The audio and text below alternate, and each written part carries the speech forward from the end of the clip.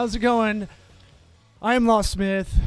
This is the Sweat Equity Podcast. We are doing this last minute on a Monday afternoon because we've both like hit a little bit of a skid as far as planning, booking guests, but that's okay. I like as the Nerdist calls the hostful.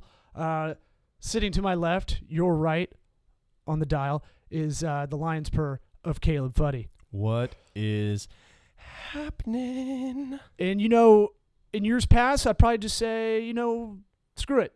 Let's not do an episode. We're not feeling it. But you got to jack yourself up for things you don't want to do a lot of the times. That's right. Here's one thing you should do. If you like this, go on iTunes, subscribe, rate, review. That's the cheat code to get us up the podcast ladder. That helps us out a lot. A lot of people have been telling me they've been doing it, and that's great. We want to be on that front page one day. I think that's the goal. We got to set goals for this podcast, so that's one of them. The other one is I like constructive criticism. Yeah. Now we love constructive criticism. Now let's talk about what that actually is. I like when someone tells me I have a booger hanging out. Yeah. Like, that's good. Yeah, that's constructive. You got a bat in the hanger. Take care of that. Yeah. Tissue or no tissue? Whatever's around. Usually a Chipotle napkin in my Jeep. I go bare hand. Oh, okay. You know why? Because it needs to be done right then and there. It can't wait. Because you look like a lumberjack. For those that are watching on YouTube, we'll have this posted up. We need to get the video going. That's another goal we've been talking about. And by all means, constructive criticism, great. I love the people that have been listening to this. And maybe they don't do the comments or email us at Caleb@TocoWorks, TOCOWORKS, or Law@TocoWorks, LAWTOCOWORKS.com. You can hit us up with that, but I have friends text me, hey, man, really enjoyed that episode with Cliff. My buddy, comedian, and friend of mine, Mike Morris, said, hey, man, love what you're doing. It's inspiring, which I'm like, thank you, but I can't take a compliment, so I just left it dangling. But he was I like your shirt. Thanks. He was like, two things, man. One, your mic was so low the last episode that it was hard to hear you, and that's great. And the other was you may be listening to Corolla a little much, and you're borrowing some of his phrases. And that's great. That's comics. A lot of comedians, I do stand up for those that are just joining this podcast and don't know us from anything. Welcome. It's one of those things where comedians help each other be like, hey, man, that's a riff. You're riffing, but that's Patton Oswalt. Yeah. And you're like, fuck. All right, well, okay, I won't do that ever again. You're like, it's a compliment, right? That's a compliment. Well, it's good. It's one of those things. Now, here's bad constructive criticism. People think it's good. Yeah. It's I listened to the podcast, and I didn't like how you ask questions. And that's it. It's like, Thanks for just taking a jab. Yeah, that's not. Appreciate that. It's stuff like that. Like, ooh, I've got my new Banana Republic shirt I'm wearing. And it's like, hey, you should really not wear that. That's not a good constructive criticism. That's just the start of talking shit. That's what that is. There's a way to kind of, you don't have to manipulate people to get them to understand what you're trying to say. But at the same time, it's like, I work on a lot of projects right now where I have a lot of branding stuff, and I'm getting, sometimes you're the project manager, and sometimes in these branding things I'm working on, I'm just the do boy. Yeah. The Tocobaga Consulting is just doing the work. Yeah. We're not doing the project management. Mm-hmm. And I'll give iterations, and it's like, I don't like those colors. And it's like, well, what colors do you like? Like, give me some direction. You can direct me in a way. And so that's something that's been irking me, but I like it when my friends, I get off stage and they're like, hey, here's a tag. I think you should go in this direction with that kind of premise. Or someone's listening to this and it's like, hey, I think you should get this guest on there. Yep. Or I think if you guys don't talk over each other, that's something we try to self-police. Yeah. But at the same time, we get lazy. Yeah, absolutely. And so, you might be sitting there and saying, well, what are you guys getting at? Well, what we kind of want to do this episode, and we're going to get into some juicy stuff here as well, and some business related and kind of some business self-help stuff that we've been keeping an eye on that we want to share with you guys, that if you don't know about already, you will know by the end of the episode.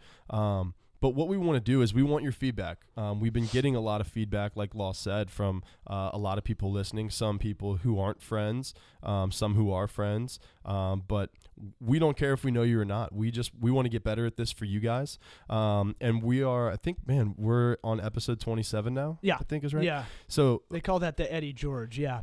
is that okay? So we're at the Eddie George, and I think it's one of those things where we want to kind of check ourselves at the door a little bit, and we want to have some transparency with you guys, and we want to know some of the things that so far you guys have liked, have not liked, what you want to see more of, if there's certain types of guests we can get and aim for to help our audience grow, because that's one of the reasons we do this.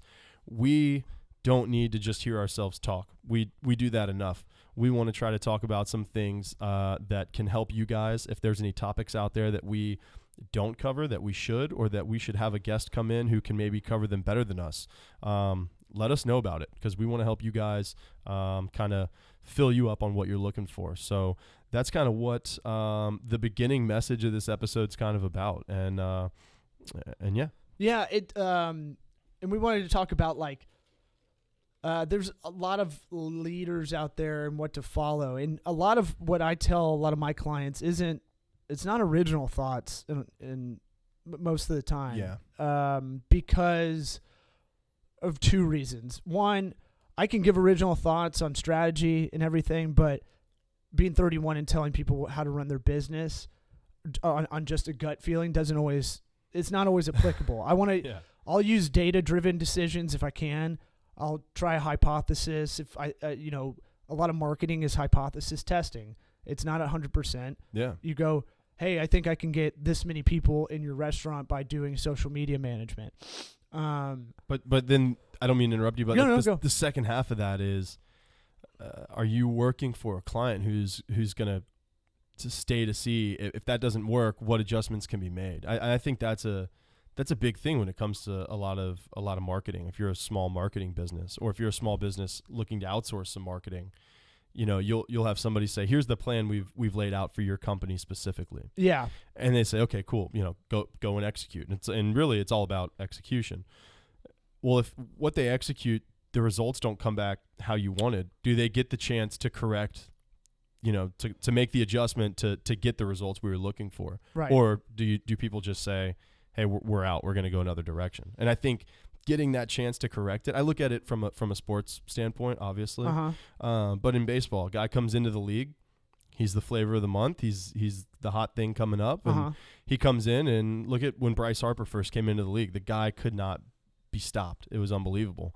And then the league, the pitchers make an adjustment, right? And he cools off, and then it's up to him. He gets that chance now. No one says, "Oh, it's a fluke, the guy can't play." He gets a chance to make the adjustment back to the league. It's the same thing with marketing. And he was touted as the LeBron of, the Michael Jordan, or whatever hyperbole you want to use. He was hitting home runs that were crazy when he was like 17. Yeah, it was just an unbelievable kind of come up for him. And but that, I say that to kind of get to this point. Yeah. In business, a lot of times I don't see a lot of the smaller agencies that take on marketing projects get those chances. Get the chance you get your results from what you executed. Yeah. And it's like, man, if that wasn't spot on, then you're gone. Well, there's you're right. And right. There's two things about that. It's I look at it as internal marketing. Mm-hmm. So even though I'm on retainer with clients, I always try to go, hey, isn't this great? How great I am. Don't you like this new shirt? Right. You bought this. No, I'm saying, like, you have to keep pushing your value. And it's hard. Absolutely. It's a hard line to go, hey, I'm really awesome. Look at all the stuff I'm doing. Because you need to keep proving your value. So I used to do this a lot. Like, when I worked with a really small air purifier company, I would always go, hey, this is I would always push, like, I had to do our PR and like de facto, because it was so small that it was just like, right, I'll do it. Whatever you need me to Law do, can write. I'll figure it out. No, it's not even about that. I could Right. just schmooze at these trade shows and talk to. It was a good product, so that's easy. When the product's good, when the service is really good, it's easy to kind of try to get it get it some recognition. People liked it. And my thing was like, hey, I'm going to use that. Remember when I got y'all in Cigar Aficionado? Remember when I got you in Wall Street Journal and I'm not a PR person? Yeah. I wouldn't say it like that, but I try to remind them like. Yeah, but there's little, you can nudge it. Sure.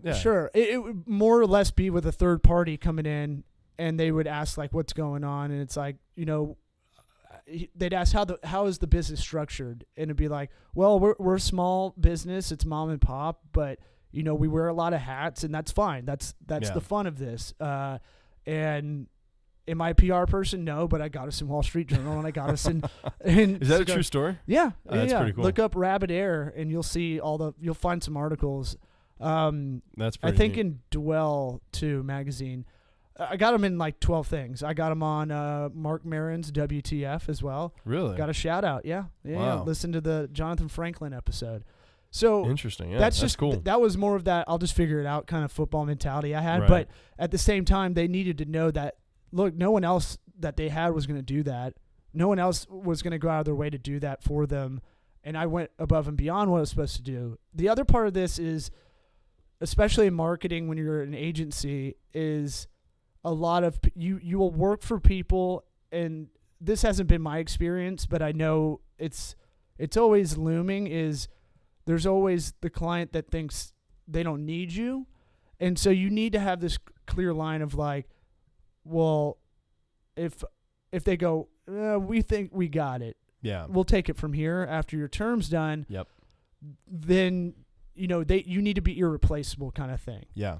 And so there's a fine line between that. A lot of people, like, social media is everybody thinks they know it, but they don't really know it. Well, yeah. I think there's, you can kind of be so good or do such a good job. Right. That when the people that aren't really paying attention, they just see the results. They say, cool, well, if law can do that, I can do that. Therefore, we don't need law. Right. And then they dive in, and it's kind of, it becomes a mess. And then it ruins some of the things you had set up for a little bit of the growth within the plan. Things can go astray so quickly at that point. Yeah. And you may lose that business. They may seek somebody else instead of going back to you as a pride thing. That happens. I've seen that happen a lot. Uh-huh. And so, I think that it gets to that point where you talk about making yourself like irreplaceable or invaluable. You have to almost find a way to not create more work for yourself as in busy work, but you have to push growth sometimes from an outsider's position in the company. Yeah. Right? I mean, this is even if you're doing that day job. You're one of the listeners that's doing that day job. You got your eye on something else, after work or down the line. You want to open a boutique dress store or something like that. Dress store? So many dress stores now. Ladies apparel, whatever it is. I think of any business. You want to run a coffee shop one day, and you're stuck in the cubicle, and you're listening to this while you're doing VLOOKUPs in Excel right now. Yeah, it's one of those things where, you need to be irreplaceable at that job first. Yeah. Then, because my whole theory was no one can talk shit to me because I'm so good at what I do, that if something comes up, if I ever got an audition with stand-up, that I've built up enough credit of being so good. You could just go. Yeah. Yeah. And that's how I've always thought about it. Like, because I did stand up at night and, you have to travel a bunch and you never know when you get a big break. I always thought about it. All right. A lot of people are like, give 110. I was like, no, more than that. Like, way more. Nah. No, way more. Cause it's like, I want to build up. And I think about this with, like life credit almost. Mm-hmm.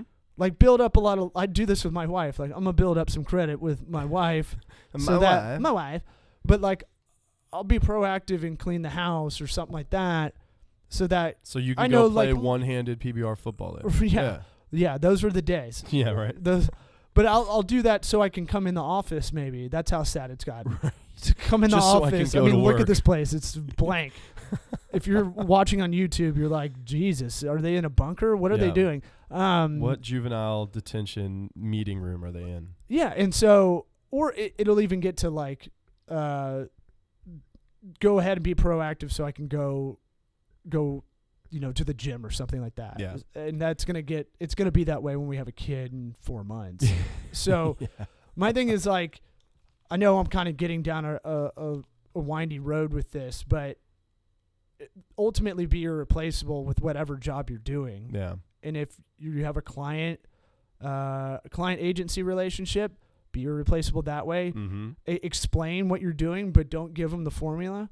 Exactly. And if you're at work and you're like, I'm a singer-songwriter at night and I'm an accountant during the day. Yeah. Be the best accountant you can be so that when stuff comes up, they're never going to be like, well, his mind's always in being a musician and it's never in this job. Right. Because most people I know that go, I'm getting through this job, they get fired a lot. Yeah. And that's that's a whole nother thing too, is you can make a huge impact in your own life by having a 9-to-5. Yeah. Because having that 9-to-5, you're going to make at least some sort of money. It may not be the money you want, but there's your motivation right there. There's a little bit of your spite right there, enough to get your motor going to start pursuing the things that you're passionate enough about that you maybe can really go make some serious money doing as well. Yeah. And it takes those sort of things, but you can't just go out and go to your job and be like, man, I really hate this. I hate doing this. Because no one's going to give you an opportunity for anything. I have a sales gig that I do as my 9-to-5, and then on the weekends and at night I do recruiting videos with the Scouting Block. And if you've listened to the podcast before, and guys, listen out there, selling fleshlights 9-to-5 is really tough. Door to door, you think those things just sell online? They are tough. They don't sell themselves. Yeah, I mean, you gotta really beat down the doors, no pun intended, to sell those fleshlights. So yeah. This episode brought to you by Fleshlight. You're gross. And so it's one of those things where you I try to make connections. I try to do my day job. When I'm out there doing that, I try to build leads for my company that I've started. Yeah. By doing that. And I've actually gone into offices, started talking to people, and I found out, oh yeah, your son plays baseball. It's great. Well, in the back of my mind, I'm going, they may not be able to help me here today, right now, with what I'm doing with my 9-to-5, but I can help their kid get recruited. That can get me a couple extra bucks. That can also help me build my company. That can also help me build a relationship for my 9-to-5. Yeah. And I've gone that backdoor route using my, essentially, let's call it second job, my company that I've built. Actually, no, I don't want to give it that stepchild name of a second job because it's something that I've put a lot more into than that. It is, though. I mean, it's a job. It kind of is. Look, my definitely a job. My criteria for I mean, this is kind of a job. This is a tertiary job for you and I. It's one of those things where, do we want to come in all the time? No, but we really like doing it. We're really satisfied by the results. I got a good way to put it because I've felt this way about a lot of things. And there is commitment there, but I think a lot of people can relate to this in one level or the next, some point in their life, where it's one of those things you're driving to go do it, or you're getting off the couch to go, and you're just kind of dog cussing yourself. But then when you get there, you're like, yeah, this is why I got up off the couch. Like, I enjoy doing this. Yeah. So I think it can be one of those things at times. But so it is a secondary job, but it's got more potential than that. That's what I like. It's not like, no knock on anyone that worked at Cold Stone. I never melted all the ice cream in the front freezer, so what's that? I'll just say that. But is that what you have to do? No, but that's what I did. I did work at Cold Stone. I did melt all the ice cream in the front, like, display freezer one day. I didn't get employee of the month. I've never been there, so I don't know. Yeah, if we want to turn this into a Cold Stone episode, we can. I mean, we can. I got things to say. I'm over 200 pounds right now, so I'm feeling it. We may have to do one of these from Cold Stone. I'm banned from it, so we can't. But, okay. So, but it's getting back to it.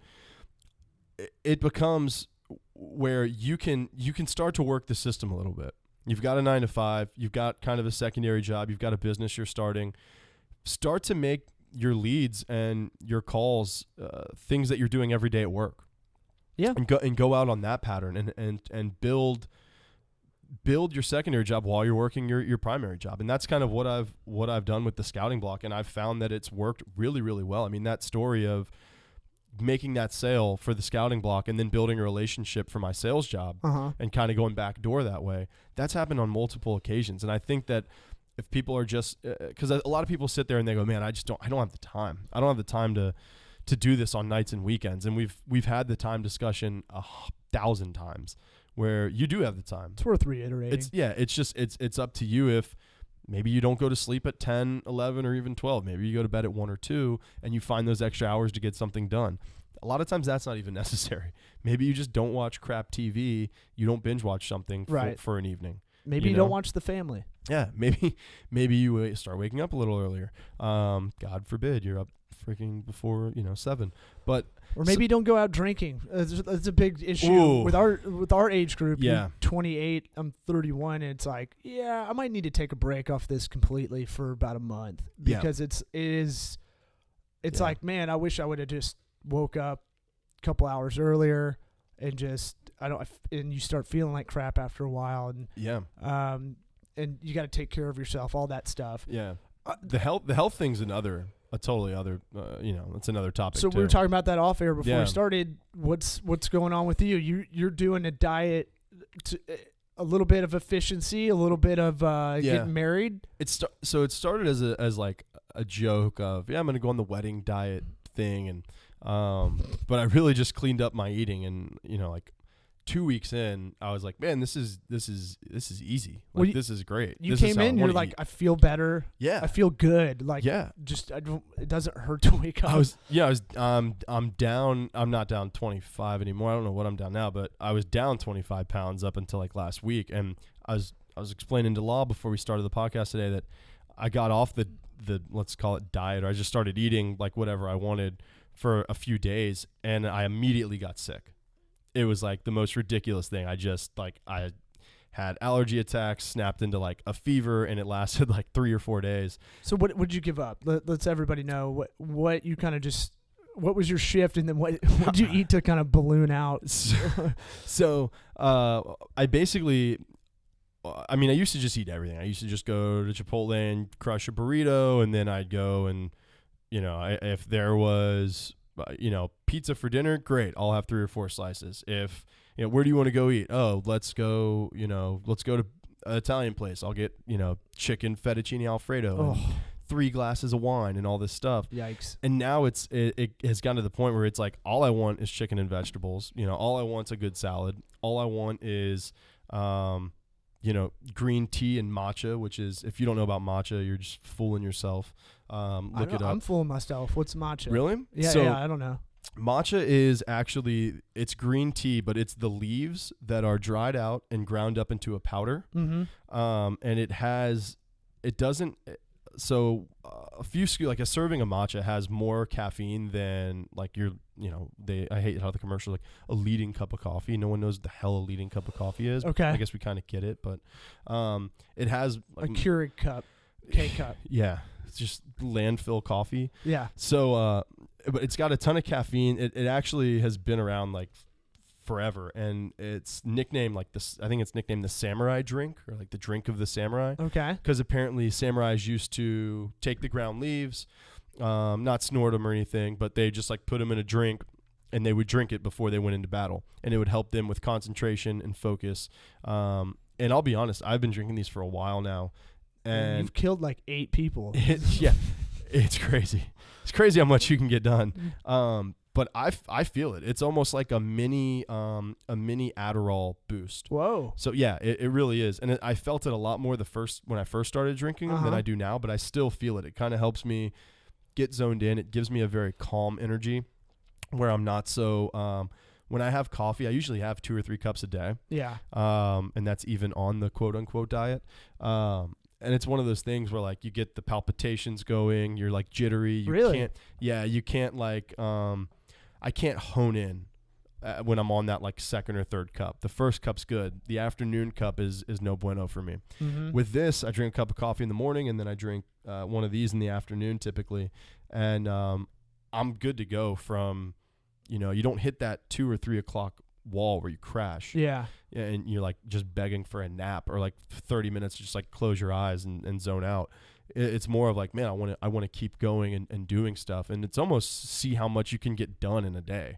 It's really what it turns into, and sometimes it doesn't wear off in time for bed, so it really kind of messes up your sleep. Now, I'm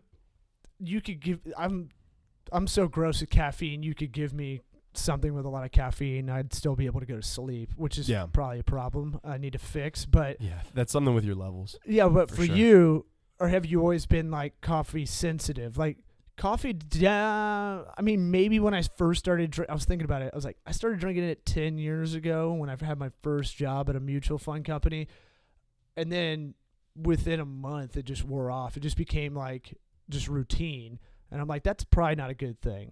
I probably don't need that. Yeah, I think that your body, I'd love to get like a professional advice on it. I think your body does kind of adapt to coffee a little bit. Yeah. And you can build like an immunity to it. But with coffee, it does one thing really, really well for me, and that's it wakes me up. So, and I mean in the morning. Yeah. Just the smell of it wakes me up. And that's kind of good. So I don't know. At that point, I think maybe it's even a mental factor that it's routine as well. I need to have my cup of coffee. Get your morning poop on. Yeah. But for me, that's where I started, because it was like, all right, I got to get up like an hour and a half before work so I can have coffee, so I can take a deuce before work starts, because I don't want to be that guy. Yeah. You don't want to have to lift your feet up in the work stall. It was funny. You know? I worked with probably like some of the brightest guys in the mutual fund world. One of my old bosses, who's now kind of a mentor or someone I can call if I get in trouble. He actually wrote my letter of recommendation when I did business school. He'd be the guy, the cool boss that in a very stuffy place, he'd be like, come in my office, I got something for you. And he just farted it up. And he'd be like, no, you have to stay in here. And I'm like, fuck, man, come on, Jeff. And so he'd walk in and he'd maybe notice, like, he's like, why do people, these are some of the smartest people, and they treat the bathroom like they're baboons. This is like insane. Like just dumps everywhere. It's like a public, like, the ladies' room I heard was the same, like just clogged up, and who gives a fuck? And it's always irked me since he brought that up. So Jeff Cornell, what up? But brought to you by Jeff. So I was thinking about this the other day, because I need to switch my game up. I'm having too much craft beer, and I'm not doing enough about it. That's one of the things I cut out big time, because we'd come in here and we'd crack a couple craft beers for an episode, and it was last episode. Is that what started it, or no? So we had the engagement party last weekend, and so thanks for the invite. Yeah, I went. I didn't do the invites. No, I didn't do the invites. I went. So I set a goal. I said, all right, I have about like 5 or 6 weeks until the engagement party. Okay. Do this lifestyle change. Sure. Until then, you get a week off. The engagement party off, and then you're back on until the wedding. Yeah. So I'm not gonna take my bachelor party off. Okay. Because my bachelor party will fall about a month before the wedding, and I'm gonna stay on it during that time as well. I'll have a couple of beers in there. Okay. And I'll obviously drink a little more, but I really just, man, cutting out beer. If you've ever seen me up until a few weeks ago or whatever, I'm just a really puffy guy. All that went away when I stopped drinking craft beer. Now I miss craft beer like crazy. It's probably one of the things I crave the most, because I love good craft beer. Right. But I've been so much aesthetically, I've been so much more pleasing to look at without craft beer, because I'm just not this puffy thing just walking around like you're just like, honey, move, he's gonna eat you. And I think that's what's helped lean me out so much since then. But yeah, and it's just it's a mental factor as well. When you eat better, you feel better. I was the first guy. I mean, we're talking a month and a half ago, that if you're like, man, if you just ate better, you'd feel better. I'd be like, dude, shut up. I'm gonna eat you. Shut up. It's hard as shit. It's not even that it's not that people can't do it. They just don't want to do it. They just don't. It's an effort thing. And I'm like, I'm putting in so much effort everywhere else. The one thing I want to do is like eat whatever I want. So my thing about if trying to eat healthy and lose weight, it's to me, it's more about energy than anything. Dude, it is such. It's about being thoughtful, though. It's the primary benefit is energy. Yeah. Like, and I would say this to anybody who's out there and they're like, man, I need to lose some weight. Don't look at it that way. Don't be determined by weight. Be determined by I need to eat better, and just do that, and you are going to feel better, and that will take you the rest of the way. I'm telling you now. And this isn't like a fat person's AA meeting, but it's one of those things where every single one of us can clean. Fat Anonymous. Fatties. It's just fat. It's one of those things where we can all improve in some way. And if we're talking about productivity, the number one thing I would start with is what you're putting in your body. Yeah. There's no question. And people are watching this right now. It's not like I'm sitting here trying to act like I'm 165 pounds and I'm ripped with a, 6-pack. Mm-hmm. But I can attest to what it does, and it works. Yeah. It works. That's the bottom line. And I thought about it. I thought about it. It's about being thoughtful. So it's about kind of thinking ahead a little bit. So, yeah. My lunches are crazy. I eat at my desk most of the days. In the morning, I'm rushing out to get out for a meeting or come into the office. And it's one of those things, if I just kind of thought about it the day before or maybe the Sunday before a work week, and I have a buddy that grills all his food for the week on Sundays. And that's smart. Him and his wife. Yeah, it's really smart. It's smart. But it's thoughtful, and you have to think about what's coming ahead and knock it out. And just because a lot of the time you're eating at restaurants, and if you're eating at restaurants or you're eating on the fly at lunch, then it's not possible to eat healthy successfully. It's not you. Not only that, you can spend like $13 at lunch and not even have a drink with whatever you're having. In a lot of instances, you're kind of stuck. Most people have an hour. Yeah. And it's like, yeah, it's lame to bring a lunch into work. I get it. But at the same time, if you're having grilled chicken instead of having the Subway grilled chicken that has who knows what's in it, it's probably a lot better for you.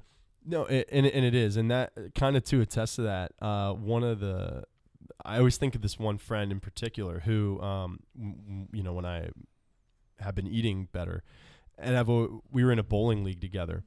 And this guy I'd see him in the parking lot, and he'd just be crushing like grilled chicken and a little bit of brown rice, like in his car before bowling, just like inhaling it. And I'm like, dude, like you're going to be all right if you miss like your protein intake window. You'll survive. Like you'll still bowl good. Like we'll be okay.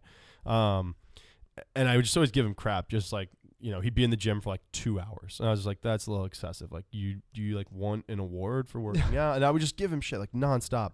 And I just remember being like, yeah, but he's super fucking good at everything he does. You know what I mean? It's one of those things where you start to look at other people's tendencies. Yeah. And you start to take some things from them.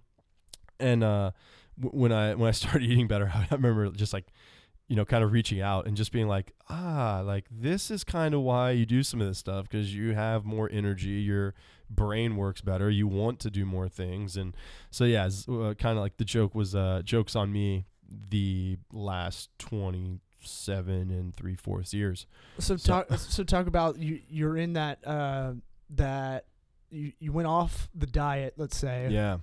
And you feel like crap, and now I almost immediately got sick. Like it was one of those things, and a lot of people listen to this, and you can start a vaccine riot if you want, or go that route. Okay. Let's not.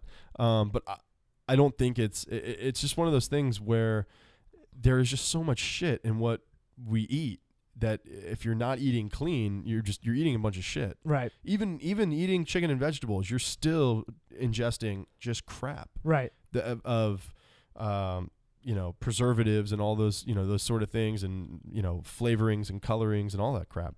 But yeah, we had the engagement party, and I was actually all right during the engagement party. But the few days after that, like, you're hungover the next day. I'm like, bagel, another half bagel, and we'll throw the other half on top. 2 bagels. I'll get a beer to get out of this hangover. Oh yeah, and we did, and Thai food for dinner again, all this kind of stuff. And a couple days in, I was just like, God, I feel terrible, dude. I was like, I feel awful. Mm-hmm. Friday came around. Today's Monday for those of you keeping score at home. Friday came around, and I just full-blown allergy attack that turned into a fever that lasted, I'm not kidding, and I worked my day job the whole day Friday. Mm-hmm. And I was just going into offices, and they're just like, do you need a seat? Like, what the fuck? Like, what's wrong with you? And You're like, get the coffee. I'm a closer. yeah, I'm like, please get me a cheeseburger. And so I went through this stretch over the weekend where I was like, this is fucking terrible. Yeah. Like, this is seriously terrible. And it just made me so badly want to go back into my routine. Yeah. And be like, now I know, like, or at least I feel like I need this. I'm like kind of dependent on this like healthy, clean eating type thing. And it's not as annoying as people think it is. Like, you look at people like my buddy who I'm like, oh, this jackass is eating like chicken and brown rice again, like in his car. Like, you're like, get over yourself kind of deal. Uh-huh. Just try it. I mean, I know people that all they eat is fast food. That's all they eat. Oh, so this will kind of come a little bit into what we talked about at the beginning. Yeah. Become your own marketing hypothesis test, right? Mm-hmm. You want to be the best person you can be at your job. Yeah. And you want to radiate. Good, positive energy can go a long way. Very long way. Like, if you're... you don't even have to do anything productive. Just be positive, and people will keep you around. Oh, I have people that are... I mean, there's a life hack for you. Well, I have people that I hire that are good at what they do, but I can't be around them because they're a bummer. And it's like, okay, well, go work on that over there. And in your rain cloud. I might not use you again because this next project will be kind of collaborative. We're going to have to spend a lot of time with each other. And I fake it. I have to fake it to myself. Like, come on, let's get fired up. This is fun. And that positive energy will help you in a way. And I know this sounds like marketing douchebagism, but in a way, if you're doing that 9 to 5, you're in an office, and I got called out for this when I was younger at that said mutual fund company. It's like, do you enjoy even like getting up and being here? It's like, no.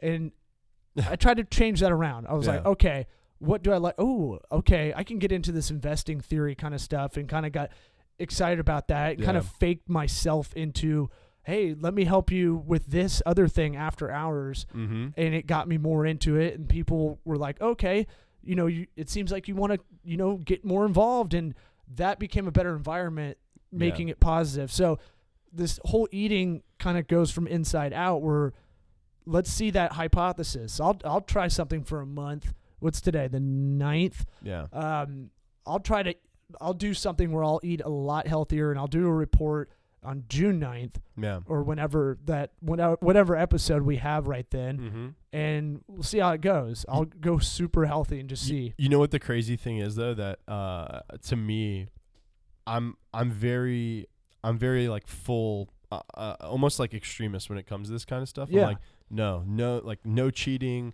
no nothing, and that is so. You're just setting yourself up for failure. Yes. So miserably. Yeah.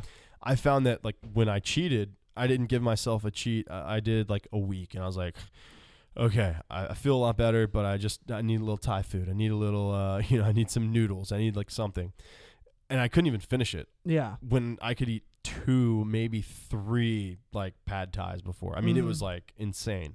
So, and it was one of those things, like when I cheat, it'd be like with like one of those like crappy diet ice cream sandwiches. And I would just eat half and be like, I don't even want this anymore. Right. Like, and I wanted to just keep eating good food and keep going and build more and more, that it almost became it was definitely a challenge the whole time, but you almost want to challenge yourself with other things. Yep. And I think like my fiance started to like notice more stuff, or like she'd have to wake me up in the morning to like go like get me to work out. Yeah. And it just became like I'd start waking her up, because I'm just like, I'm ready to roll. I'm ready to get to the gym. I want to knock it out, because as soon as I get back from the gym, I walk my dog, and that's like when my day starts. I can start being productive. I can start going to, doing stuff for work, making money, doing all this kind of stuff. It's just by getting all that out of the way. Yeah. And it felt so great to be like, it's 7 a.m. I've done 2.5 hours worth of stuff. Yeah. And it's a great feeling. Once you get on that, like, it's a shitty first week, and then you get on that routine, it's awesome. It's and it lets it really is good. I'm thinking a similar route as well. Get up earlier, let your brain breathe by doing some exercise, and that gets me in the mode to kind of pick up the whole day.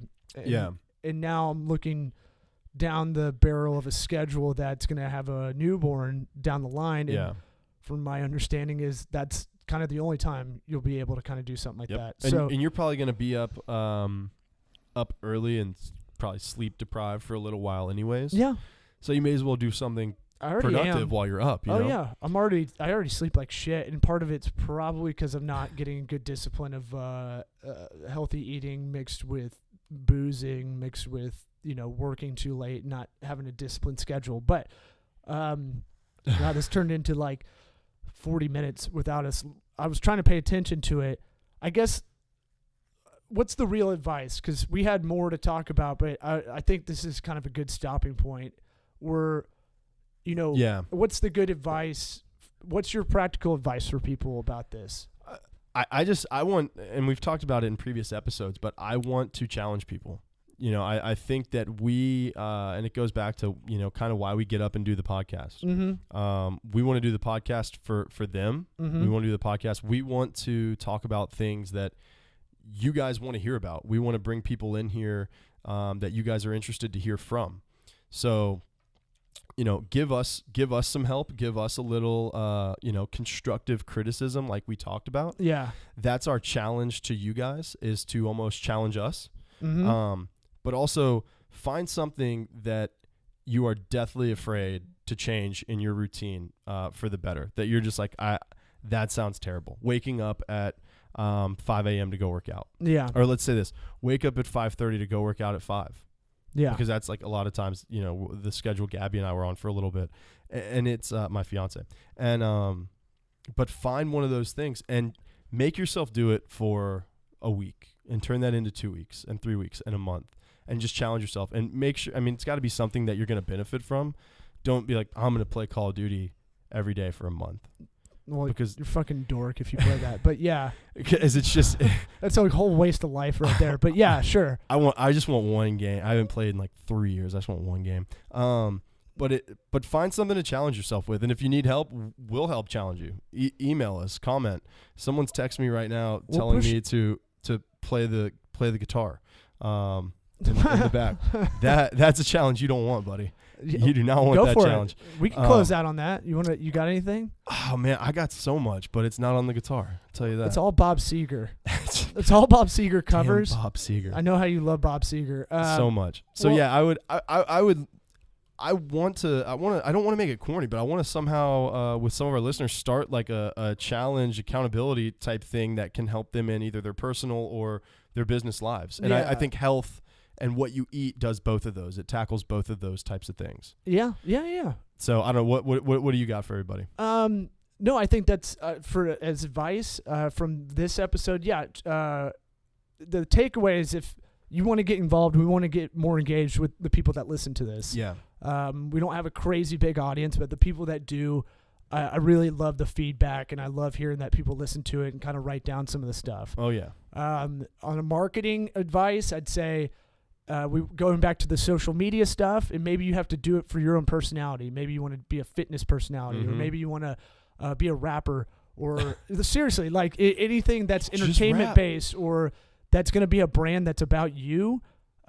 Here's the quote I heard from an old boss who's a very intelligent guy, one of the best businessmen I know and a mentor currently, that everything you do well is a marketing opportunity. And that everything that you part could be you personally, if you're the brand, if you're really trying to be a comic or an actor or a musician, or it's not even something entertainment based where you are trying to be a life coach, you're trying to be whatever, you're trying to be a brand as the human and the brand don't, they equal each other, or you as the small business startup, the Scouting Block, for instance. Yeah. Everything y'all do well should be a marketing opportunity to push out. And that can be done by social media. Yeah. So I try to tell my clients that a lot. Everything you do well should be recognized. And it's not corny to tell people that you're working with this charity or you donate to this charity. Yeah. You should have a picture of that, because that's going to help that charity long term. It's not selfish, or there's a lot of braggadocious people out there. Yeah. And fine, but at the same time, a lot of people don't know you're doing these other things unless you let them know. Right. And there's a corny line where you can kind of. Well, but when you're doing, and that's another thing for business, when you're doing charitable acts for business, guys, that's part of the game. Okay, is have your company, look good, giving back, a company that cares about the community. Yeah, that comes from the heart, but that's also a part of the game as far as, getting yourself good PR and helping the community. It's kind of a double-edged sword in a good way. But if you're a person who says, I don't want that kind of recognition, well, then you go on your own away from your company and do good. Yeah. And don't tell anyone about it.